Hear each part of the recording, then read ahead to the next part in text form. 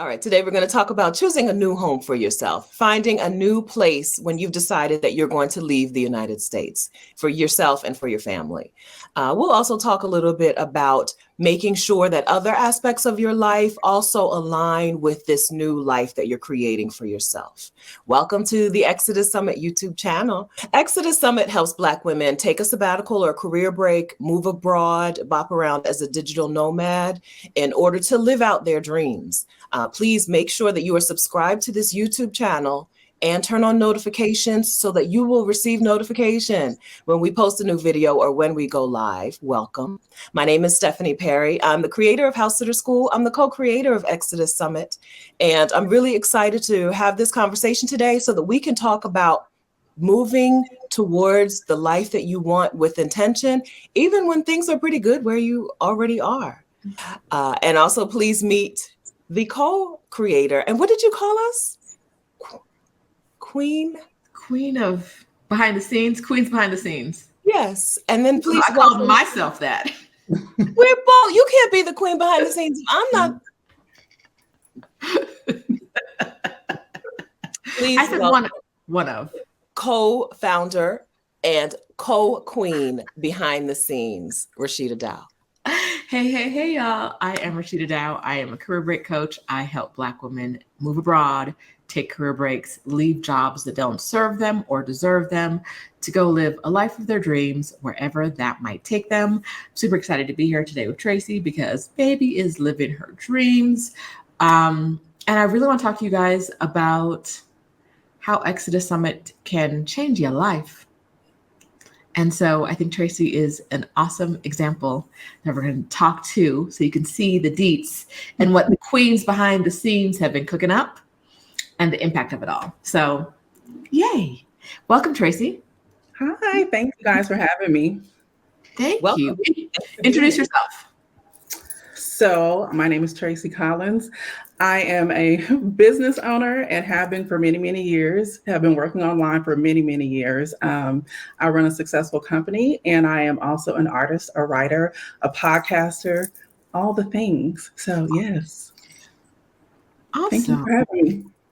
Thank you for being here. Thank you for volunteering your time and for sticking to the dress code.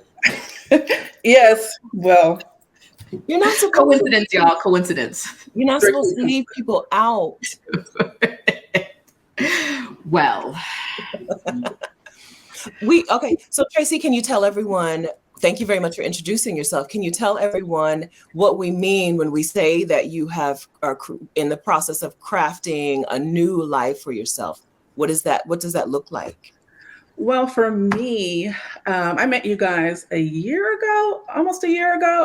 ago, but I came across Stephanie's video probably in like January of 2022, maybe a little bit before. And there was a video that researched, I think your number one video, even still to this day, it has like over like hella views. And so I said, let me just revisit this conversation of like wanting to leave the United States because I never had oh, this isn't working for me. I've always had I hate this place. So I come from that place, that space. And it just never felt like home for me. So when Stephanie's video reemerged in my YouTube channel, the algorithm, and I was like, let me move this timeline up a little bit more because I always saw myself leaving the United States, living abroad, and just living my best life. And so what it did was it expedited my process for me. And so when I met you guys in Cancun, it was just beautiful. It was like when you curate spaces specifically designed for Black women to win, which is what I do as well, it's like, come on now. And I just don't think the United States is ready for the global impact. I don't. And economically, it's going to be like, oh my God, what are we going to do? And like all of these Black women are serving themselves now and leaving the space that doesn't serve them. So I'm excited for everybody. Mm-hmm. So for me, I thought about it the other day, I did a Rashida video tour. And what I mean by that was the whole, let's compare the top 5 expat locations for Black women in Mexico. And so what we did was we did a whole tour of Quintana Roo. We did Mérida. We did Mexico City, which surprised me. We can talk about that later. Then we came back and did part 2 because we were supposed to do part 2 during part 1. So we did part 2 recently in Puerto Vallarta and Guadalajara. And then in the midst of all that, we went to Costa Rica. Okay. Oh, I didn't realize you went to Costa Rica again, because I know it's one of your favorite places. No, it was right before. Okay. So, yeah. Okay. All right. So you decided you were going to move out of the US and you picked Mexico as the most likely destination, right? So when I first went to Mexico was a year ago in May. So I gifted myself a trip to Mexico for Mother's Day. And I was like, let me just go see what this hype is about. Let me just go see. When I tell you, I fell in love with the country. I fell in love with the country. I fell in love with the people. I love Mexican food. I'm from California. I'm from the Bay. It's like we grow up on authentic Mexican food. But I fell in love, and then just getting to know the different parts of the country and the different people, the different dialects, the different foods that are unique to the areas. It's just, I love it. It gives you everything, whatever your thing is. Mm-hmm. Now, one of the reasons I feel like your experience is one I'd love to talk about with the public is because you were really intentional in your search. You have a whole score sheet. Yeah, you went to both cities and said, let me see where you are in this category, in this like you created the criteria that were important to you and your partner. Mm-hmm. And then in every city you went to, you judged them off of that criteria. So let's get some details about what that experience was like. So and why the city wins. It was Honey's idea to create the spreadsheet. And so what we did was we came up with a scoring system off of the things that we wanted in our life. And we went from walkability, safety, cost of living, Wi-Fi access, beach access, all of the things that we saw that we wanted in our day-to-day and the things that we would like to have. And we did it from the scoring system was a 0 to 5 for each category. And when we went to each destination, we scored according to the list. So there is a city that that tops it. I think that tops the list though. I wonder what it can be. That's amazing. Can you tell me, does one of you have a background in, like, how did this come? I've heard a lot of people taking scouting trips. I know a lot of women who have taken scouting trips to various locations. I've never heard anyone come up with a scoring system. Is this like something that one of you does for work? Or well, Honey did it. She is more about the numbers. I'm more about the feel. How do I feel here? But it was really about, let's figure out what we want, what is necessary, and what our needs are. We also did medical services, hospital location, major airports, like all of the things that we want. And so it was because of her analytical brain. Like, I'm an artist. Like, I'm going to be, I'm floating out on the cloud 9. And so she's the one that's like, okay, Tracie, let's just ground it really quick. And we kept to that score. Okay. Now, I know that you guys weren't looking for the same thing. So I'm guessing you didn't agree on your scores in a lot of categories. Is there one scoring system and you guys had to agree on the score, or did you guys have your own separate scoring systems? It was one scoring system. Okay. Mm-hmm. Yeah. All right. That's where the compromise came in. Okay. Well, because there was compromise. Mm-hmm. It's not that Honey was right all the time, because Honey's right all the time. Well, let me just say this. Let me give y'all a little bit of context about this dynamic right here. Rashida tolerates me. Rashida loves Honey. She will say she's my favorite. I'm just here for the ride, and I just witness it. So you get to hang out. We allow you to hang out too. They just allow me. We allow you to hang out too. You're a wonderful glue in the middle. No, but like it's very awesome that you guys were able to come there, because I know like you want beach town, she doesn't want beach. So to have very different requirements and still be able to agree on the same city when you look at the numbers, maybe not the feels, because I know the feels are different for you, but when you look at the numbers, you guys were able to say, yes, there is a standout city based on the Correct. analytics and how we scored things. I think that's Based on the data. Based on the data. Because I feel like a lot of couples are just like, I want this and I want that. And then there's no real like, then someone ends up unhappy. But I think you guys can see on paper what the best choice is for you because you did it this way. Yeah, exactly. It was all of that. All right. And So the don't best leave choice us. for you is going to be my neighbor. So the city that wins it was Mexico City. To my surprise, it really was. I was very determined not to like Mexico City. And A hater. I A was well-known hater. very determined. But for me, my reasons were I'm not going back to a place that reminds me of the Bay Area, the climate, the earthquakes, the city life. But when I look at the overall, what it offers, and then also because we got sick there, we had elevation sickness. And I also have a heart condition, so I can speak more about that too. But so our first 3 days there, our bodies had to get acclimated to the climate and also to the elevation. So it was a bit to get adjusted to, but our intention when we were there was to be there for 2 weeks. We ended up staying a month. That's why we had to come back and do part 2. Because it really felt like home. Yeah, you couldn't leave. I couldn't go. What now? So in Mexico, when you got to Mexico City, you already had friends in town. Is that right? Or you knew knew Rashida? Just Rashida? Just Rashida. Oh. We made friends while we were there. We made friends with like natives to Mexico City that we still keep in touch with today. Good. Okay. How did you meet local people? Shopping. We met a designer and she owns 2 stores, one in Juarez and one in Roma Norte.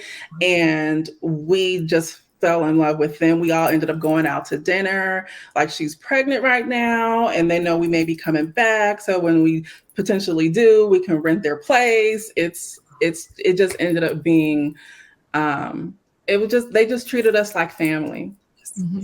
So how did making friends and having access to a community, there's a thriving community of Black women, Black women from the U.S. and the Caribbean in Mexico City. How did that factor in? Was that just any other number on the scale? Community was a part of it. Thank you for reminding me. The place that scored the highest on the community scale for us, well, for me, was Playa.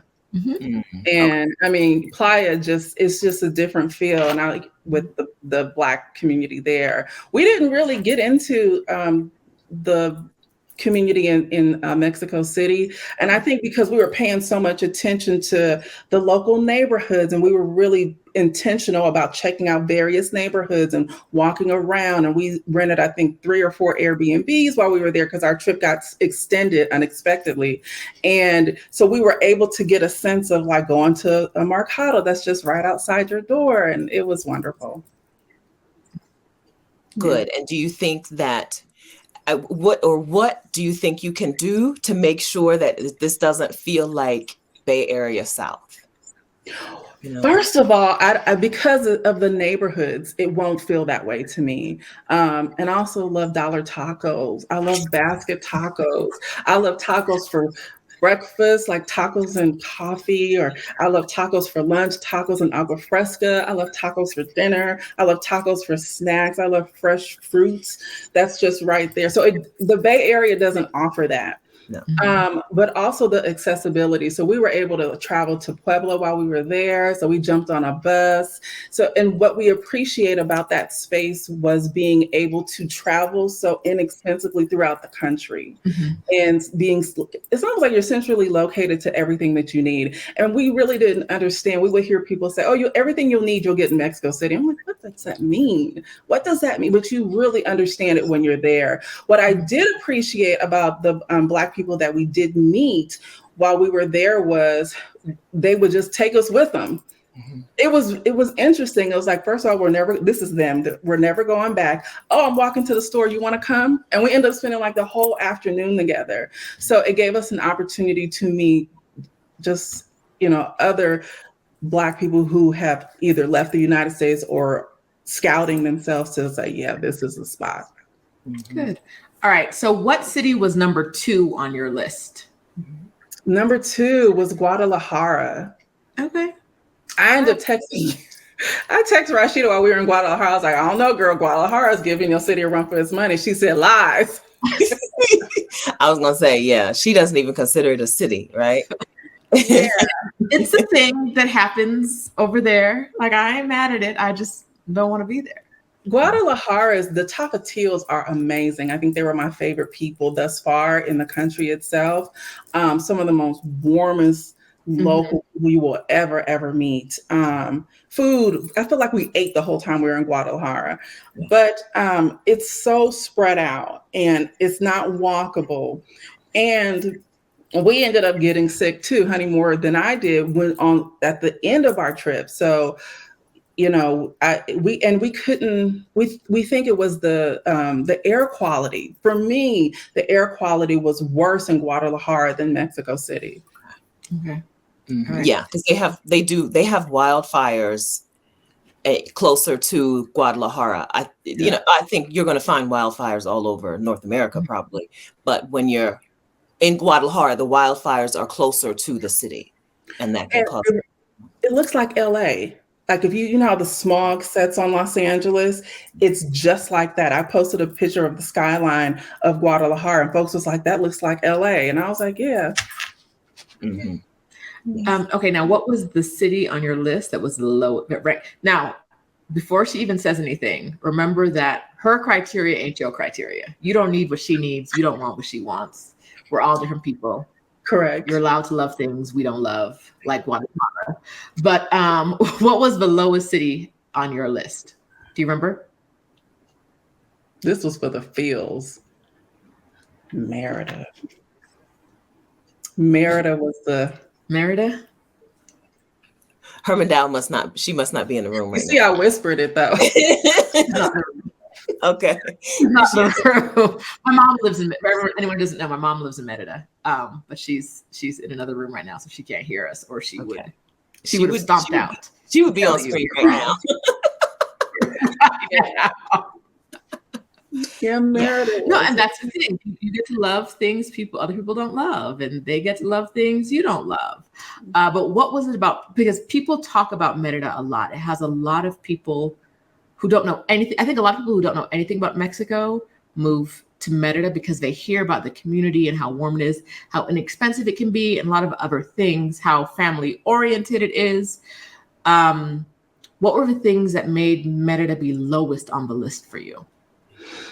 Well, look, there's two things for us that came out good for Mérida, or our experience there was we got our residency done in Mérida, and then we met who I still love to this day. I just think she's doing amazing travel. Is Carla Booker. So so we were able to connect with her while we were there. So aside from that, it's not only is it spread out, the roads are horrible. The potholes is a whole nother level. And if you are not, I must try and say this nicely, if you are not a certain age that is really up there and retired, or a new family with small children, it doesn't fit the middle gap for people who have grown children and it's just us and we're trying to, and have that what we doing? Nothing. We doing nothing. And I couldn't get a good taco. I could not. I just want some Mexican food. I feel like this Yucatecan cuisine, okay, that's all well fine and good, but I want a taco, I don't want a sopa, I want a regular taco. Oh. And I couldn't get one. Huh. I didn't know. Nobody told me that. I haven't been to Mérida. All I know was that when I got there, people have been talking about how good the food there was, and I started eating there, and I was like, I don't. It's good for somebody who hasn't been to anywhere else in Mexico, then maybe. And it's good. Maybe it's an acquired taste, or that just isn't the style of food I like. But I never ate a meal and was like, "Ooh, how can I replicate this?" Okay. Or like, "How can I come back and get it again?" There was never that one for me. It was just like, okay, it's Yucatecan. It's Yucatecan cuisine. It's very native to that region. Okay. Didn't do it for me. Okay. Good info. Good info. All right. So when is the move, or do we have a date? And I don't want to put pressure on you. It's just a question. We're looking. Honey has to have like surgery on her foot, so once she heals from that, then we are out. Okay. So it's looking to be August, September-ish. Well, we got to be in there in September because we're supposed to be in Oaxaca September 1st. So, yeah. Okay. Now you didn't say we could talk about this, but I guess we'll edit if we can't. Yes. You have children. You have I want adults. to talk about that. Okay. All right. You have children. What are the age ranges? 30 and 19 to 30. Okay, that's a lie because ain't no way she has a 30-year-old, but let's back up a second and work with the information she's giving us. 30 to 19. Did any of them ever say like, no, mommy, please don't leave the US. We don't want you moving over there. Stay close and let me hold you tight. Anything like that? Never. Okay. Mm-mm. No. All right. They're very supportive of your move? Mm-hmm. Very supportive. Is this because they expect to come too? They're not coming. They're going to be all together. Okay. They're not coming. So it's just Honey and I and Brownie. They'll be all together over there. Which is like, I'm like, I really don't understand why they choose the struggle bus. You know, they can come with it, not to live with us, but they can come too. But they just choose to stay on the struggle bus. So whatever. For a little while. They might be not too far behind once they see, right? Once they see. 20, 30-year-olds, they're not ready for ease yet. They just don't get it. No. You know? And they have to learn themselves, right? Yes. They have to learn. So you're moving, you're going to create a new home and create a new life. I think in a different place, you're a different person. Mm-hmm. What things are you what other parts of your life are going to have to change so that you can live this new life that you envision for yourselves in Mexico? My business structure is changing. Fortunately, like I have other endeavors, so it's not, too much of a transition to switch brain, the side of the brain that I'll be operating out of. But my business is transitioning. And in that transition, I'll be focusing more on my writing. So my book that I spent all last year writing will be coming out this year. My children's book is coming out this year. I have projects that are being pitched for television. So that has been a whole work in itself. I'm going to be focusing more now just on high-level business coaching because I'm more of a business strategist with people, and then just speaking engagements. Like that is where my lane is going to live. Okay. And less service providing, less service providing and more coaching. Yeah. Yeah. Are you, as you look at this new life, do you expect to be doing more work or less work than you're doing in old life? It's definitely going to be less. And it's also going to be more, I want to say quarterly than anything. So if, I were to do a speaking engagement, I will only do a certain number a year. And they also have to match the honorarium that is going to be required. And I mean, those are like in-person engagements that I'm speaking about. It's going to be less. Writing is, I write when I feel like it. So I don't ever suffer from writer's block. So I just write when I feel like it, unless I'm on a deadline, then I have to pump something out, then I'll do that. So it's less, and we are going to liquidate our assets. So in liquidating our assets, it helps to set us up that way. I actually did want to touch on money for a second. Honey's retired. Mm-hmm. You're stepping away from big, powerful business mogul mode, right? And transition to something new. Have you had money fears, and have you been able to get past them? I don't have money fears because I've been an entrepreneur for so long and I understand business. And one thing I know about my brain is I can make money.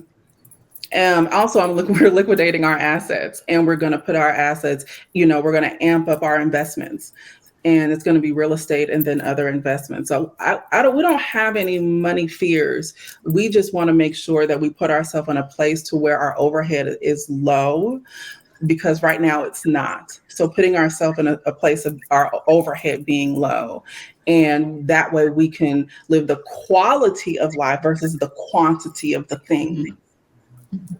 Do you have an expected budget for your Mexico City life? An expected monthly budget? Yeah, that's a really good question. So we're looking more so around 2,500, which will be a dream for us. Maybe 3,000. That will allow it to get there, but around 25 to 3 at max. Okay, awesome. Yeah, that's wonderful. We just talked to Halisi, who she and her husband live on 27 something per month, and they're in Portugal, right? They're in similarly priced city, I think, based on what I know. Yeah. Less than It's $30,000. doable with them, like still living it up, right? Still going out and having a full life, not sitting. Right. And that was really important to us, because what we learned about ourselves is that we love seeing new places, and we traveled, and it really amplified our skill sets and how we relied on each other. So we grew, we became students, and we really relied on each other and how we learned in different places and new places and experiences. So what it taught us was that we want to do more long stints of places.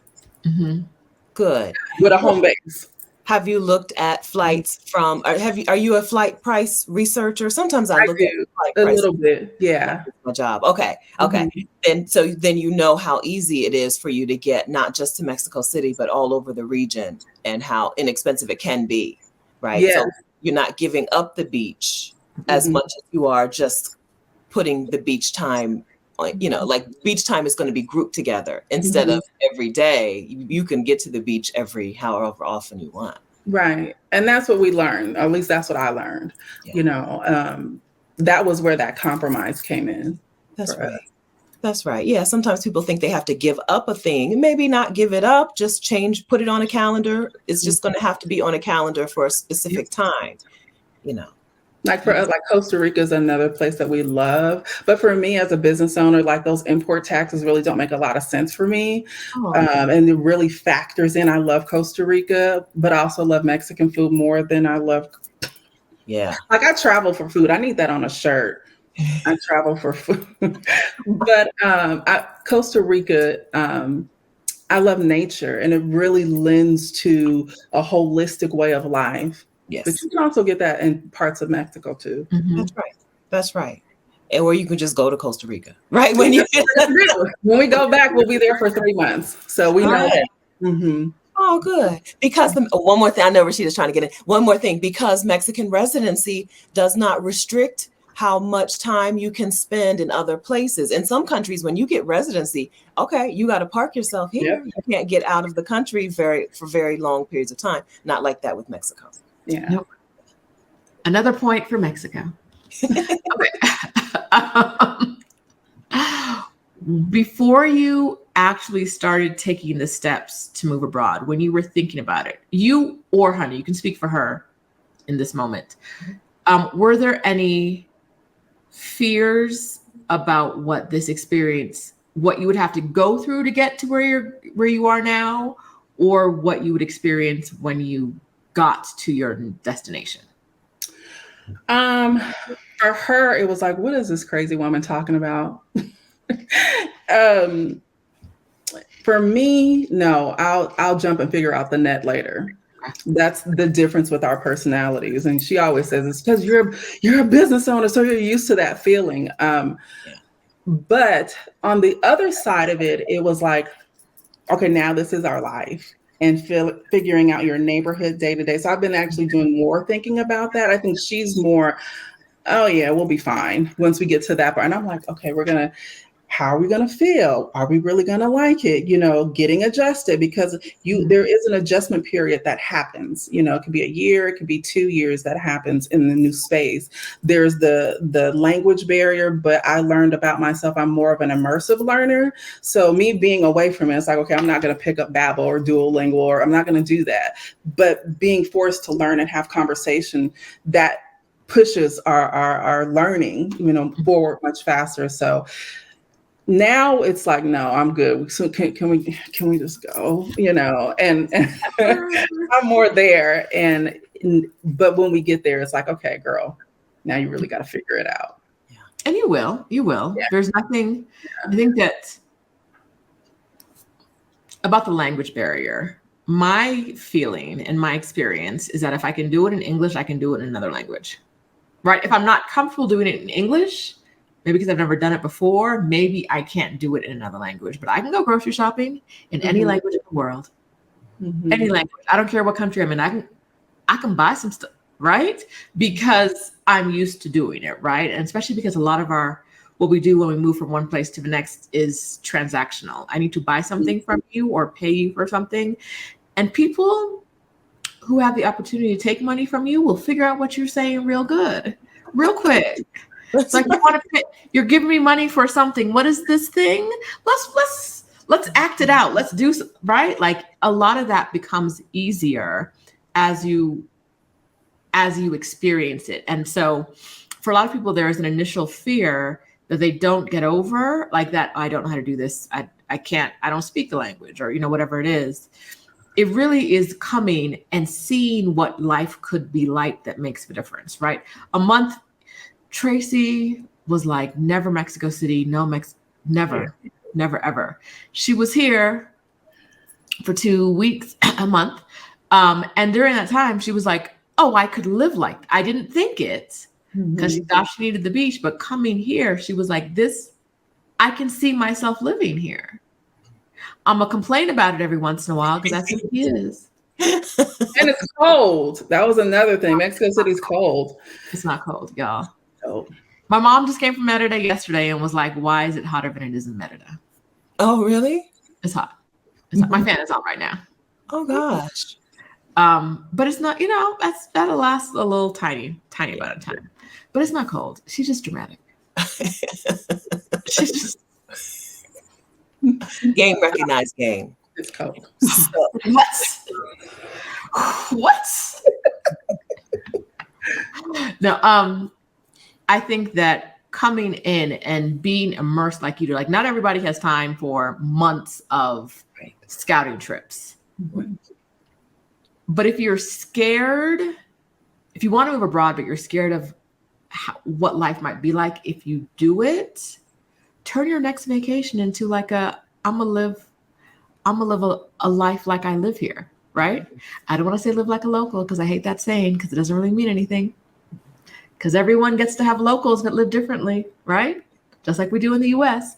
But, instead of being at a resort, be at an Airbnb in a neighborhood and figure out where you would go grocery shopping. And if there are noises in the town that would drive you crazy so you can't live here, right? And find out whether it's really hard to get around because you can't find taxis and you can't figure out the bus service, right? Like, if you're scared, you don't need months at a time. Use your next vacation to figure out what would life be like if I lived in this one city, right? Even if you're not planning on moving abroad, still go somewhere and say, what would it be like? You probably like it better. Like, I feel like it's like 95% of the women who we know who go on scouting trips are like, why would I, right? Like, I'm gone. Done. It's not like, oh, I don't think I would like it, or I don't think I can handle it. It's like, how could I move up my date? How could I move up my departure date? Every time. What is this waiting around for? What am I waiting for? Why? I never liked that job anyway. Or I can do it from anywhere, right? Mm-hmm. Or like Tracie said, the U.S. doesn't necessarily feel like home anyway, right? It's not like I'm giving up so much comfort and security, and I feel so welcome here, and my community is so safe, right? So if the U.S. doesn't feel like home for you anyway, let's create a new home. And you can create the whole feeling, create the whole thing that you need, not just a good cost of living or whatever, but like the entire life that you want for yourself. You can create that in a new place. And you get to be, like you said before, a new person, right? A new spot, you can be a new person. You can create the life you want for the person you want to be instead of the person you have been. Yes. It's a new life.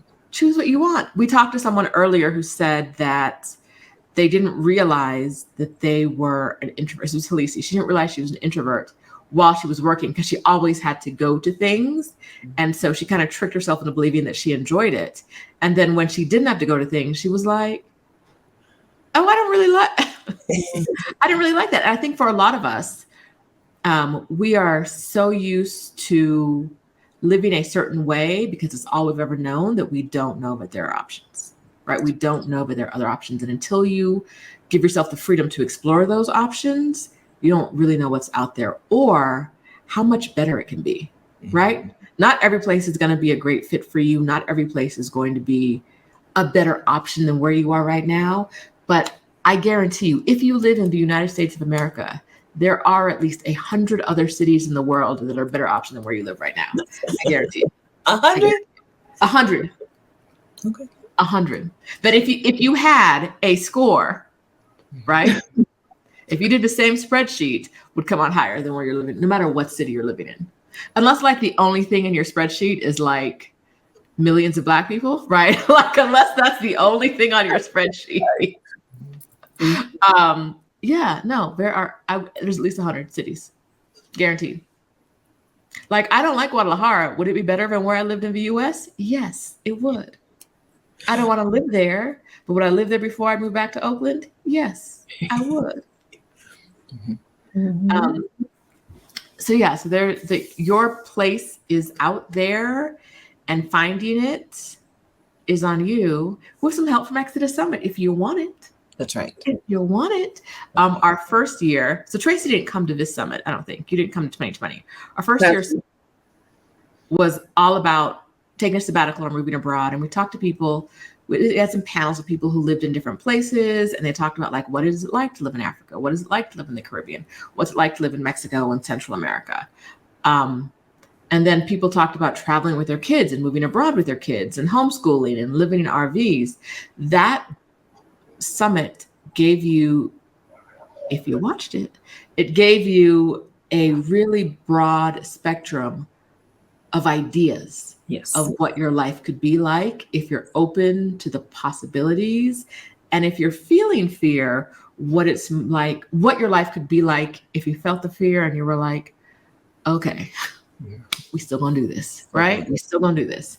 And so for us, we do Exodus Summit every year because we know it changes lives. Yes. Right?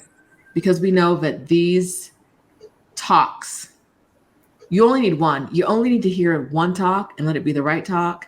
And you're going to be in a whole different place 3 months from now, right? We see it all the time. Our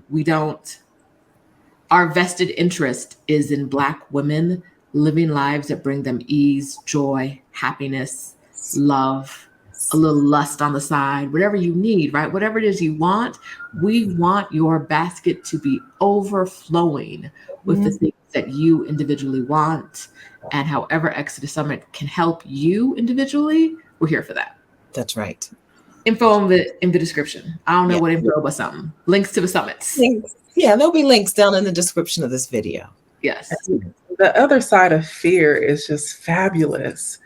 You know, you posted a question in the group chat and on the main page. I think it was yesterday, the day before yesterday. I was reading the comments, and a lot of the comments, were fear-based.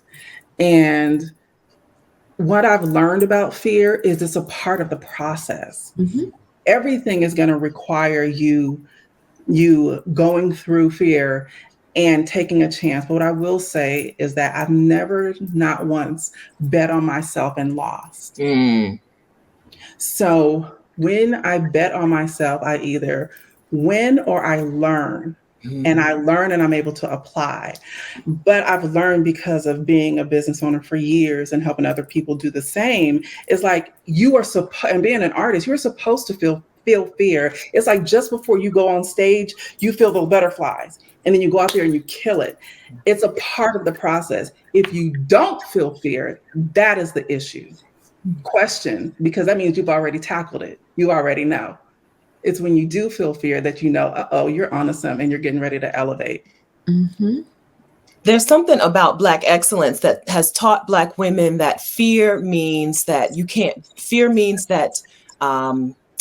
do it, right? Black excellence tells us only be excellent. You can't practice your thing in public and let people see you getting better. You have to already be the best, or you don't do it. And so that lesson then taught us that fear means you're not going to be good at it. So also don't do it. Don't do right? it.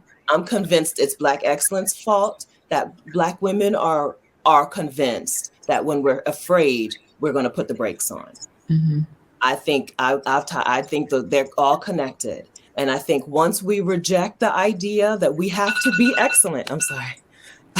And once we reject the idea that we have to be excellent only, right? Mm-hmm. It's easier to embrace fear and do things when you're afraid, because it's okay if I'm bad at it. It's okay if I mess it up. It's okay if I stumble. It's okay if I ask for a whole lot of help, mm-hmm. right? I think that rejecting the notion of Black excellence is the first step to embracing fear and then enjoying everything that you said that's on the other side of that fear. Mm-hmm.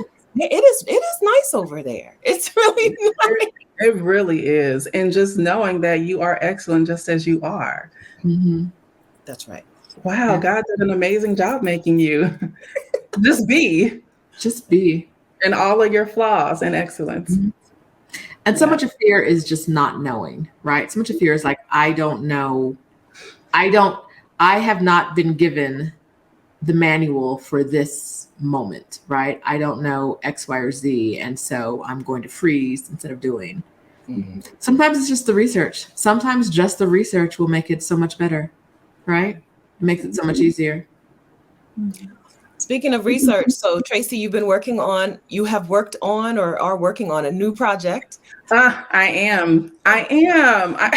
So in the midst of all of my travels and all of my research, and being in different places, what I learned was that there's a ton of Black businesses that are out there that are outside of the United States, and but there is not one central space where it's located, and everything that I found was very regional, but nothing was in a collective space, and so I put it together.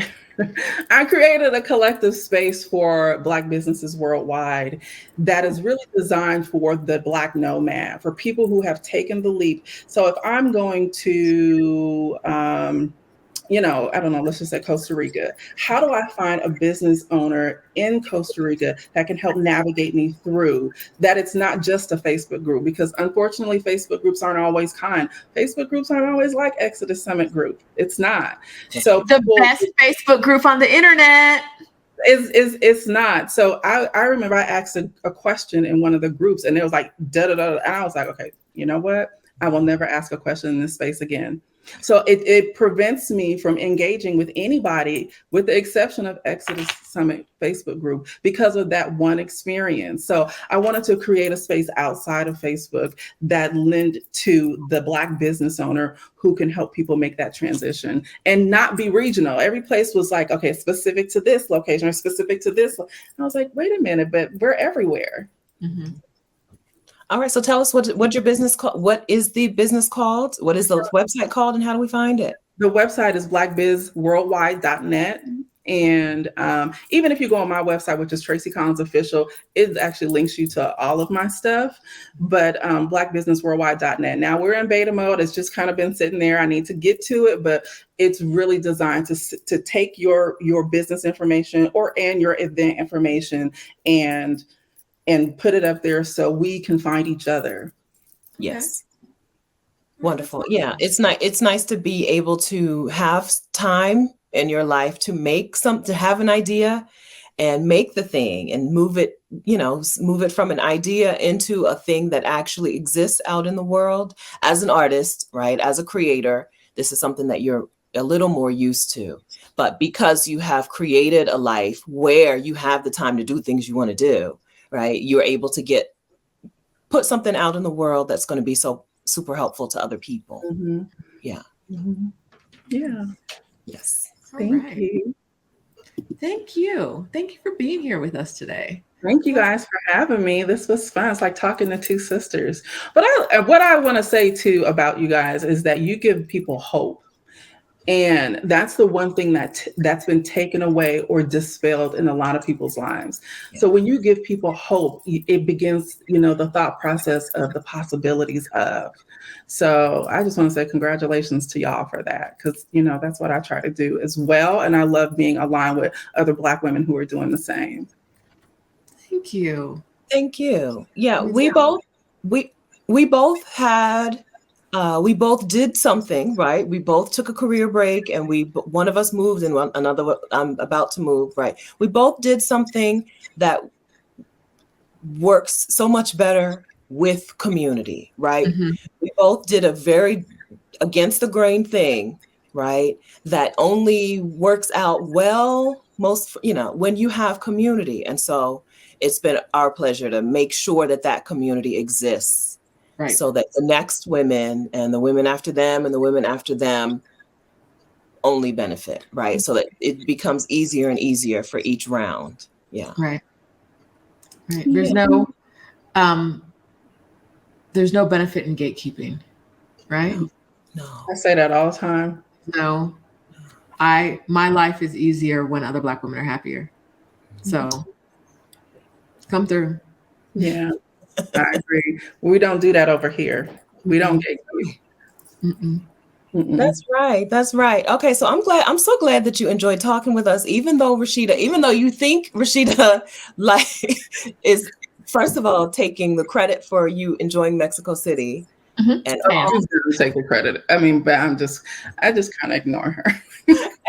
And also likes your spouse more than you. I don't know if that's No, it's the truth. She'll tell you in my face. Okay. I don't know that I enjoy both of you. Favorite. I enjoy both of you. I'm sure I've never ever picked a favorite. Now, mind you, we have witnesses. Sure. Listen, whoever's feeding me is my favorite. So now you know. Now you know, Tracie. Now you know. Whoever's feeding me is my favorite. You can gain in the rankings too if you want to. This is the stuff I have to deal with, right? Listen. And it wasn't this long ago. Like I literally saw this girl a month ago, maybe Yes. half ago. Okay, less. Yeah. Tracie and I were supposed to meet at a conference, but we didn't get a chance to meet. And I told Rashida beforehand, I was like, Tracie's going to be at the conference and Tracie's going to be my friend. And Rashida was like, too late. She's already my friend. I'm both of your friends. Competition. There's a lot of competition happening within this. I mean, you see the twinsy happening here. I know, and that's how I know it was on purpose. That's how I know. It was so hard for you to act like you're part of this circle. You're not. You're not. Message received. But again, Tracie, thank you so much. So we will link, of course, to Tracie's personal website, Tracie Collins Official, in the description of the video. Tracie's YouTube channel, which I don't think we even mentioned once. We'll link to Tracie's YouTube channel in the description of this video. And hopefully through the website, we will be able to get information about your books that are they're oh God, I just saw the cover. I just decided on the cover for the book. So it's like, yeah, it's a thing. Is it a business book? It's an autobiography about my life and how I got to build my company through it all. And I talk about the racism in that field. I talk about the difficulties. I talk about being, the Black girl who did it against the white grain. I talk about all of that. Okay. Okay. Yeah, so it starts from childhood. It takes you through the traumas and all of the things, being a teenage mother, being a young parent, and like having what seemed like the odds stacked against, and then Thriving. Oh, yeah, you're thriving. yeah, I'm trying. With the glow of a woman who's never had a child. That glow.